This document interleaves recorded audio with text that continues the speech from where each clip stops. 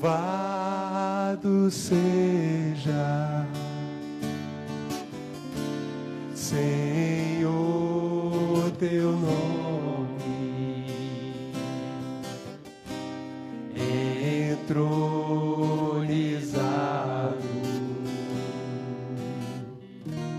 entre as nações.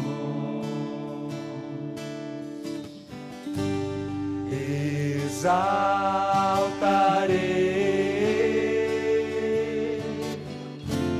a ti, Senhor, pelo que tu és, pelo que tu és, eu te adorarei.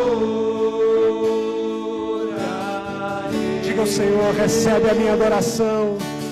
Recebe a minha adoração, que é fruto de tua graça a mim e do teu amor que restaura em mim o meu amor por ti. Louvado seja, louvado seja. Louvado seja, Senhor, teu nome, entronizado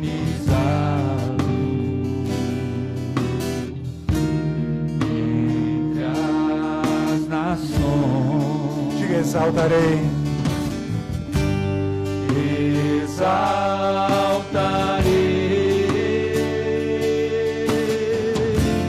a ti, Senhor, pelo que tu és, pelo que tu és, eu te adorarei. Recebe a minha adoração, recebe a minha adoração, que é fruto de tua graça a mim e do teu amor que restaura em mim o meu amor por ti. Vamos dizer juntos: engrandecerei.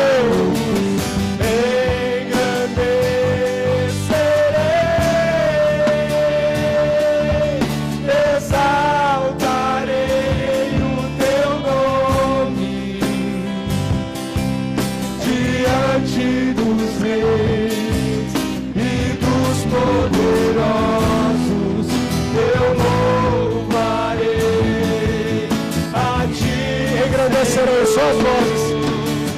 Engrandecerei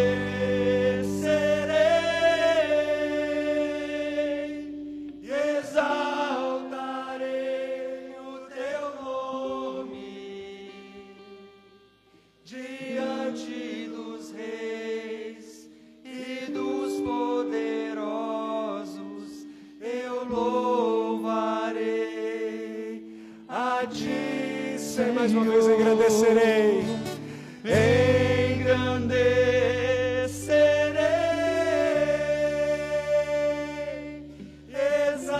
exaltarei o teu nome diante dos reis e dos poderosos. Eu louvarei a ti, Senhor. Aleluia. Nós te louvamos, Senhor. A ti toda a honra, toda a glória, todo o louvor. Reina sobre as nossas vidas, Pai. Reina sobre nós. Reina sobre nós, sobre tudo que nós somos. Reina sobre nós, Deus.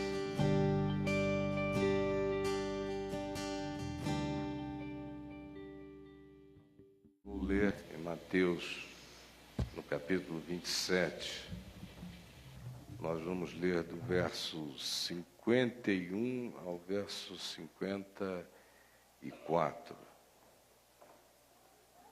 Mateus, capítulo 27. Eu li esse texto com vocês este ano, no início do ano, eu creio, e falei sobre ele. Não é o que eu desejo dizer hoje, mas só lembrando àqueles que porventura tenham esquecido. Aqui está dito no verso 51, é a narrativa sobre a crucificação e morte de Jesus, e eu lerei um fragmento disso, que é quando Jesus está nos estertores, na passagem. E o verso 50 diz que ele clamou em grande voz e entregou o Espírito. O clamor altíssimo. Há designações aqui nos dois evangelhos, nos quatro, todos os quatro mencionam esse momento, que indicam que se trata de um brado de angústia cheia de comando, todavia. Ele deu esse brado e entregou o Espírito. E eis que o véu do santuário, lá em Jerusalém, a alguns 2,5 quilômetros de distância, talvez 3 no máximo. 2, lá em Jerusalém, no santuário, erguido por Herodes o Grande, na parte mais íntima, chamada de Santo dos Santos, quando Jesus bradou em grande voz e entregou o Espírito, o véu do santuário se rasgou em duas partes, de alto a baixo. E era um véu espessíssimo, grossíssimo, não rasgável por mãos humanas. E se rasgou do alto a baixo. Foi um striptease que Deus impôs sobre a religião. Tirou a roupa dos pseudo-mistérios e dos véus, e dos impedimentos, e das barreiras, e dos preconceitos, e das castas, e das hierarquias de acesso, e das importâncias, e das culpas, e dos medos, e de todo e qualquer que fosse a fobia de separação, ou o impedimento separador, quando ele bradou e entregou o seu Espírito em grande voz, tudo isso se rasgou de alto a baixo. Foi rasgado, acabou. E tremeu a terra, e fenderam-se as rochas de Jerusalém, e abriram-se os sepulcros no Monte das Oliveiras, no Monte Sião, em outros lugares à volta, e muitos corpos de gente santa do passado e do presente que tinham morrido recentemente, corpos de santos, homens e mulheres de Deus recentemente falecidos ou antigamente falecidos e sepultados naquele lugar, e que dormiam ali, ressuscitaram de entre os mortos. E saindo dos sepulcros depois da ressurreição de Jesus, entraram na cidade de Jerusalém e apareceram a muitas pessoas. E quando Jesus gritou em alta voz e entregou o seu Espírito, e a terra tremeu, e fenderam-se as rochas, o centurião romano, que tomava conta do espetáculo, e os que com ele guardavam a Jesus, vendo o terremoto e tudo que se passava, as contorções e as agonias da natureza imediata, ficaram possuídos de muito medo e disseram: verdadeiramente, este era o Filho de Deus. Podem assentar-se. E agora abram na epístola escrita aos Hebreus, no capítulo 9, e mantenham o eco vívido desta narrativa na mente e no coração. Guardem e leiam comigo. O que eu lerei agora mostra o que estava acontecendo lá de dentro do santuário, do templo. A narrativa de Mateus 27 mostra o que aconteceu do lado de fora. Era cenografia externa, pública, totalmente visível para quem ali estivesse.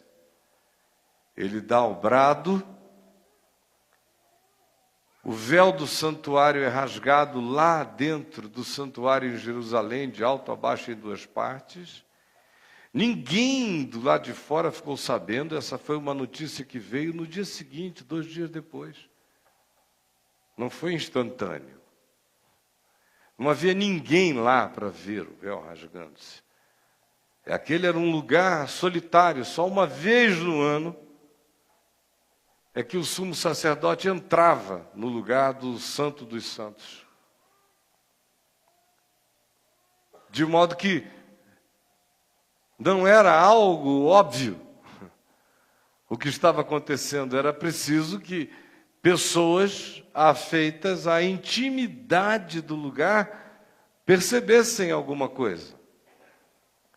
Deve ter sido percebido, porque, embora entrar no Santo dos Santos, o sacerdote só o fizesse do dia do Yom Kippur uma vez ao ano, mas o avistamento do tabernáculo que ficava dentro do templo, de modo que o átrio externo, o lugar santo e depois o Santo dos Santos seguiam uma sequência.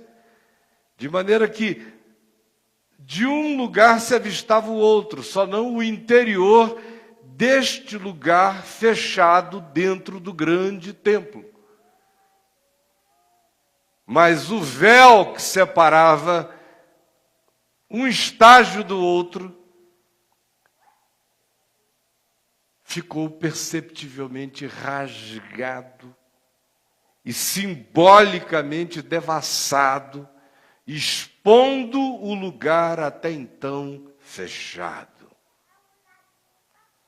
Jesus morreu e os véus da religião, do rito, do sacerdócio, das preces como profissão, dos cultos, dos compromissos exteriorizados, das devoções a serem praticadas nas formas perceptíveis exteriormente, tudo isso é tirado,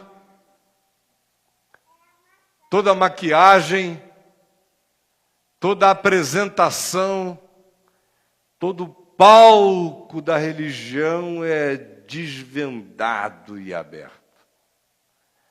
E não só da religião, do que os homens pressupunham que com aquela simbolização alcançavam diante de Deus. Quando Jesus brada e entrega o Espírito, tudo quanto significasse simbolização, indicando e apontando o momento da acoplagem, do encontro, da reharmonia, da reconexão entre Deus e os homens e Deus, tudo aquilo que antes era impedimento e que se fazia sentir como impedimento pelas simbolizações, por exemplo, a do véu, São realidades removidas, tiradas, porque se garantiu para a consciência humana definitivamente a certeza de que não há mais muralhas de separação entre mim e o Eterno, o Senhor, Criador de todas as coisas. Não há mais nada. Nudez e caminho livre. O vagabundo e o sumo sacerdote podem entrar pela mesma via. Não tem mais nada marcado uma vez por ano. É a cada segundo, a cada instante de contrição, a alma, o ser está dentro do lugar antes feito de proibição. Acabou. E agora eu vou ler em Hebreus 9 a narrativa cenográfica do que existia e havia do lado de dentro. E vocês prestem atenção, sobretudo, no que dizem os versos 8 e 9 aqui de Hebreus, capítulo 9.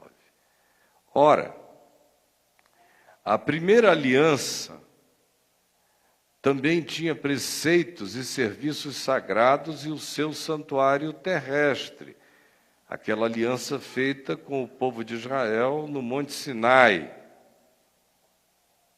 Com efeito, foi preparado um tabernáculo, cuja parte anterior, onde estavam o candeeiro e a mesa e a exposição dos pães, se chama o Santo Lugar.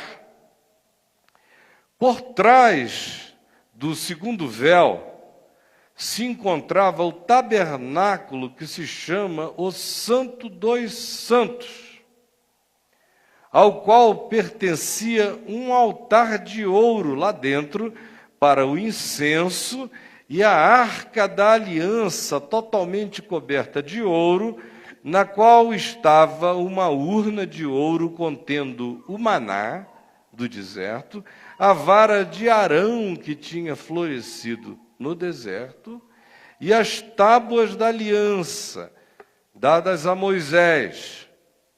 Isso tudo, no entanto, nos dias de Jesus já não existia em Jerusalém, porque a Arca da Aliança desapareceu no período em que eles foram levados cativos para o exílio em Babilônia. De modo que, no máximo que existia aqui, era uma réplica, porque a original desaparecera. É apenas uma lembrança para quem não tem essa acuidade de saber do que se trata.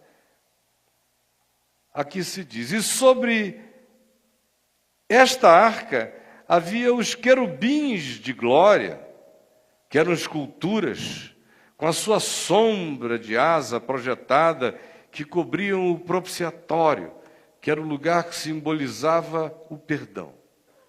Dessas coisas, ele diz, o escritor de Hebreus, todavia, nós não falaremos agora pormenorizadamente.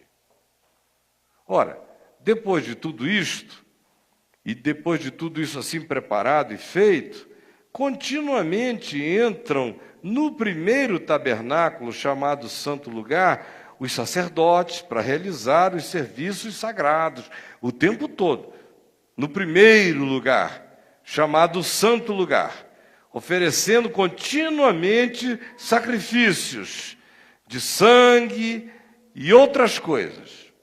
Mas, no segundo santuário interno, só poderia entrar ali, no lugar chamado Santo dos Santos, o sumo sacerdote sozinho, uma vez por ano, levando sangue na mão, para que oferecesse, primeiro por si mesmo, e depois pelos pecados de ignorância, de estupidez, de alienação do povo. Querendo com isto dar a entender o Espírito Santo que ainda o caminho do santo lugar, que é aquele lugar aonde o movimento de entrada e saída humana é enorme, os sacerdotes entravam e saíam, ofereciam. O que se está dizendo aqui é, aquilo ali é uma parábola.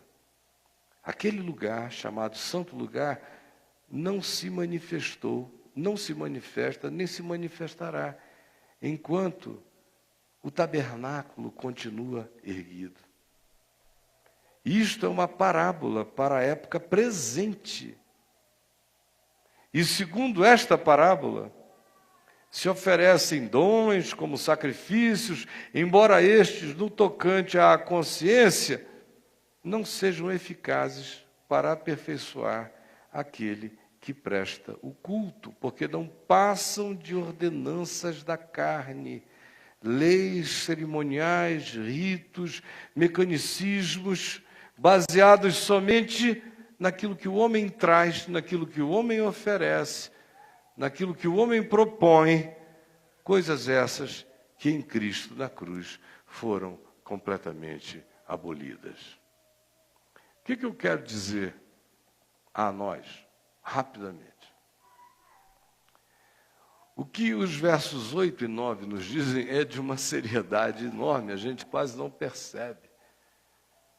O que está sendo dito, e ali está afirmado, deixa eu ser bem simples, é basicamente o seguinte: descrevendo aquela engenharia ou arquitetura de interiores do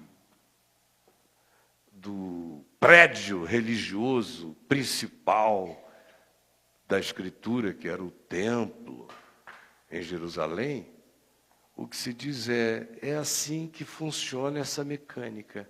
Isso aqui é uma parábola cheia de simbolizações. E o que está definido é isto: o Espírito Santo nos diz que enquanto você não sai desse estágio do santo lugar, onde entra sacerdote, sai sacerdote, entra culto, sai culto, entra levita, sai levita. Enquanto você não para esse fluxo angustioso, neurótico, de entra e sai, porque nada está acabado, nada está completo, nada é concluído. Se eu não lembrar a Deus todo dia, Deus se esquece de mim. Se eu não pedir, Ele não realiza. Se eu não agradecer, Ele fica zangado. Se eu não disser, compareci, Ele não anota. Enfim, o que está dito ali é: enquanto esse negócio de santo lugar não sai de dentro de vocês, ninguém tem acesso ao bem realizado. É muito doido e é muito sério. Por quê? Porque Deus implica com templos. Se fizer um templo, Deus vai embora? Não necessariamente. Depende. Às vezes sim, mas não necessariamente. Depende do que você construiu, com que atitude. Mas não é o caso, não é o que eu falo aqui agora. Deus tem alguma implicância, alguma chatice específica em relação a essas coisas? Absolutamente não. Por que então, tão veementemente, o Novo Testamento derruba esses negócios? Jesus foi quem disse, primeiramente, quando os seus discípulos, com aquele judaísmo ufanista presente neles, olharam para o templo de Jerusalém e disseram: Senhor, que pedras, que construções.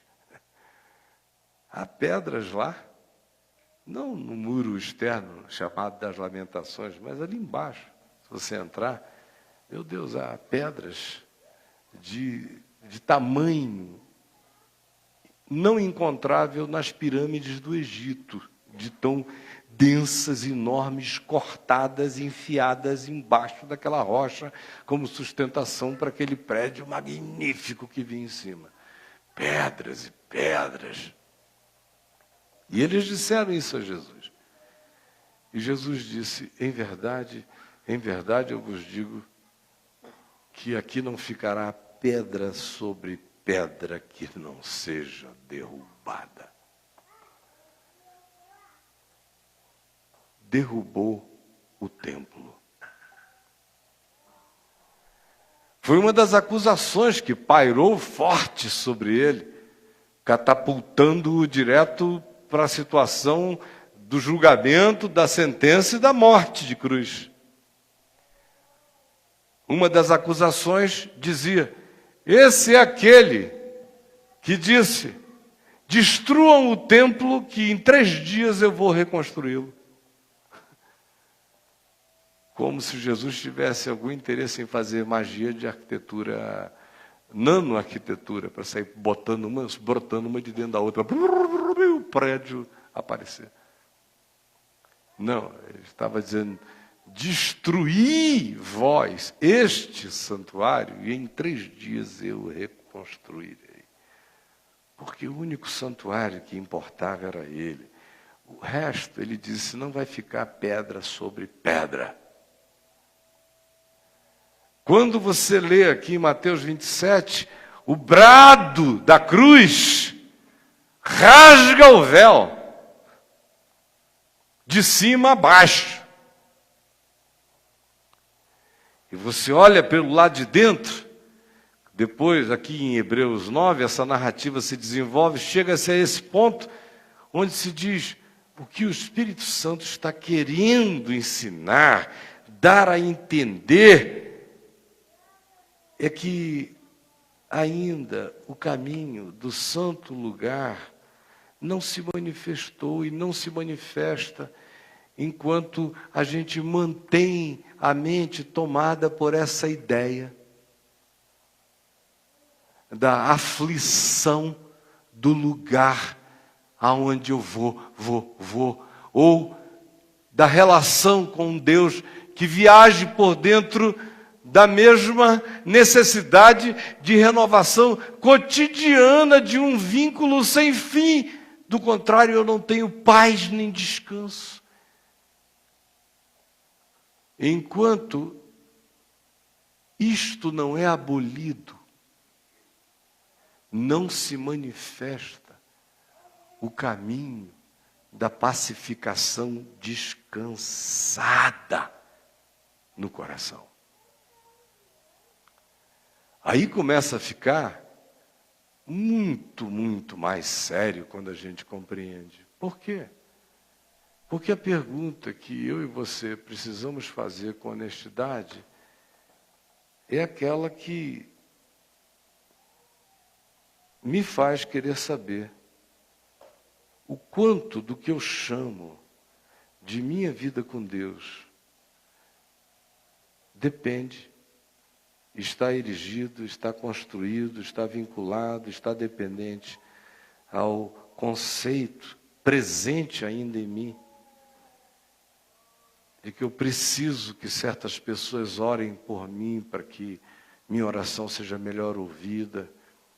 Eu preciso que algum profissional de Deus me case para que eu seja mais bem casado. Eu preciso que algum profissional do sacramento me batize para que eu seja melhor batizado.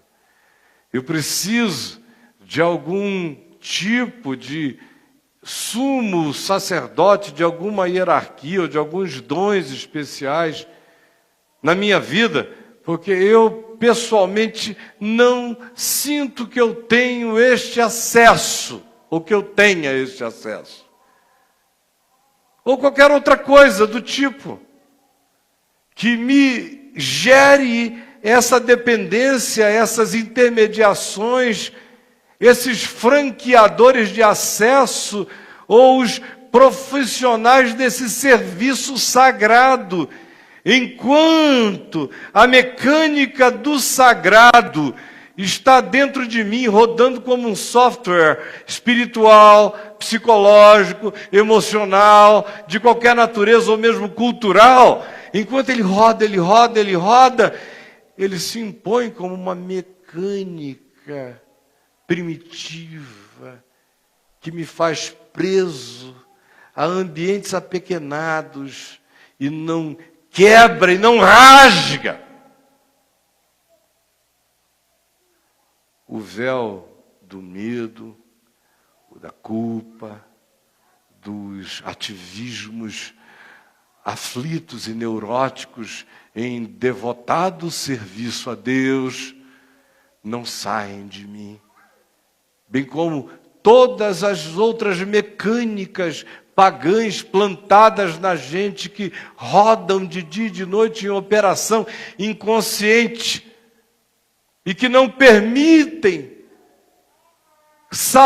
sabendo nós ou não o que esteja acontecendo, não permitem que o coração lance sobre ele toda a nossa ansiedade, porque ele tem cuidado de nós.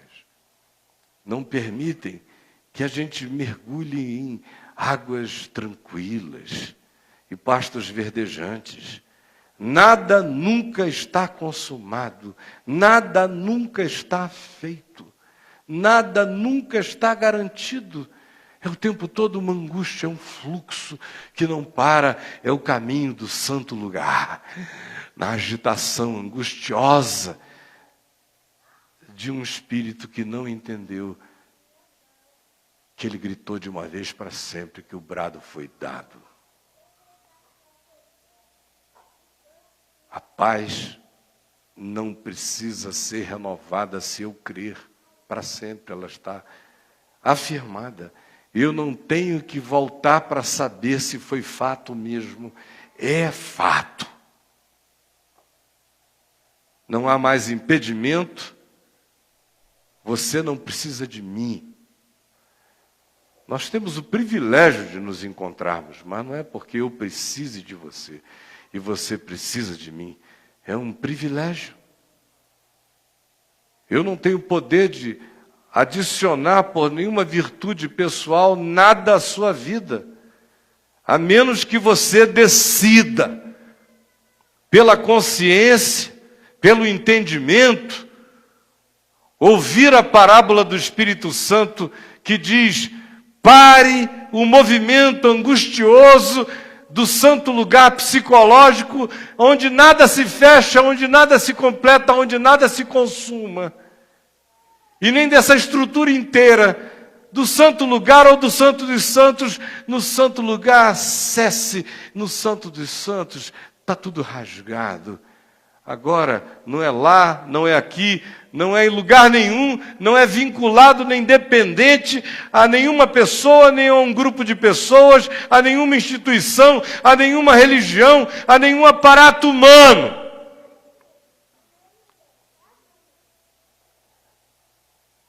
Acabou o mundo. Eu estou salvo. Você também. Descanse.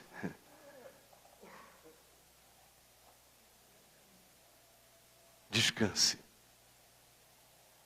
Porque é isso que o Espírito Santo está nos dizendo. Pode ser que você viva longe, e vive com certeza de qualquer que seja a representação arquitetônica de um templo com essas configurações, mas não precisa.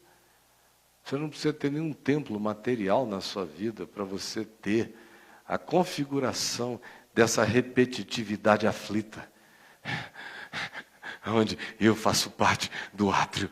Eu tenho que ter os caras que me ajudam num santo lugar, os que entram, pregam, saem, oram por mim, fazem um movimento, e uma vez por ano eu preciso também fazer uma fezinha de que os pecados da minha ignorância sejam também perdoados.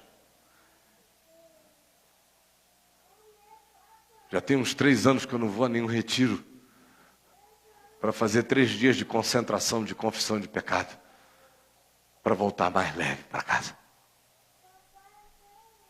Então, se você é do tipo que pensa assim, sim.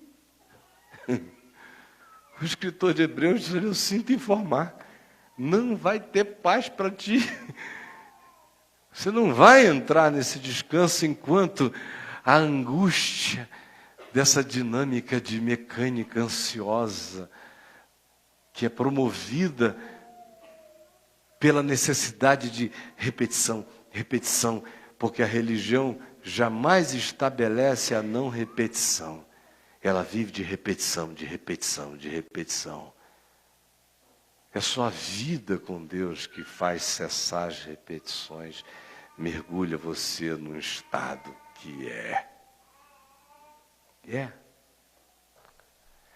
Se alguma coisa se repetir, não foi rito, foi recorrência natural, mas não foi nenhuma obrigação mecânica da sua mente obcecada, que ao contrário, descansa e entra na paz. Os judeus estão lá agora, semana retrasada, invadiram, teve aquela confusão lá na mesquita de El-Aqsa, na esplanada do templo. Aí toda hora que acontece uma coisa dessa, já surgem aqueles grupos judeus fanáticos de extrema direita, apresentando a maquete do terceiro templo para construírem lá. Outros já estão... Essa semana tinha um anúncio de que mulheres estão cosendo o véu do santuário. Para botar lá. Na idade da pedra, da espiritualidade. E daqui tem um monte de crente dizendo, tomara, vai, faz o templo, derruba a mesquita de Omar e a de El-Aqsa, aleluia. Panacas, babacas, não sabem o que estão dizendo, é melhor dizer, venha o Armagedon, venha a desgraça sobre a terra. Quem quer que fique com essa vontadezinha de ver isso acontecer lá, número 1, não entendeu que tanto faz, só faz mal, bem não fará. Em segundo lugar, não entendeu o significado político de um acontecimento desse, a destruição que produzirá. E quem torce ainda por isso, eu tenho a lhe dizer, não fez a viagem, não passou pelo Calvário. Não viu o véu do santuário se rasgar, não entendeu até hoje que enquanto esse lugar do santo lugar estiver levantado, ninguém é espiritualmente introduzido no que já está feito e consumado, de paz, segurança e solução absoluta para o meu ser e para o seu também, no Senhor Jesus. Vamos ficar em pé. E vamos levar a singeleza desse caminho. Quando a gente entende isso, todos esses mecanismos interiores que a gente tem, psicologicamente, esse santuário está aqui dentro da gente. A gente acha que está num nível, que passou para o outro, que entrou no outro, que hoje está mais profundo, que agora é médio, ou então que está fora, está marginalizado, está desviado, está dentro demais. Meu Deus! A maioria vive nesses estados. É tanta aflição. O véu nunca se rasga para você. E quem rasgou, rasgou de alto a baixo. Não o recosture todo dia, de baixo para cima, nessa tarefa desgraçada de recoser o que Deus em Cristo rasgou. Jesus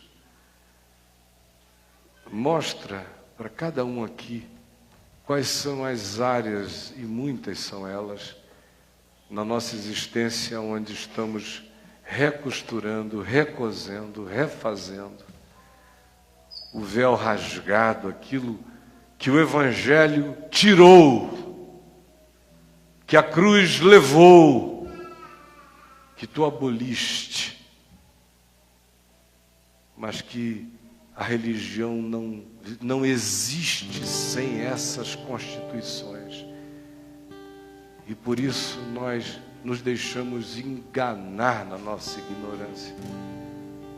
E vamos refazendo santuários e templos, recosendo os véus, redecorando a vida com aparatos vencidos, que pertenciam ao tempo de uma consciência fraca. Por favor, Ajuda cada um aqui a ter a sua mente, o seu espírito emancipado no temor do Senhor e na consciência do que foi feito definitivamente na cruz.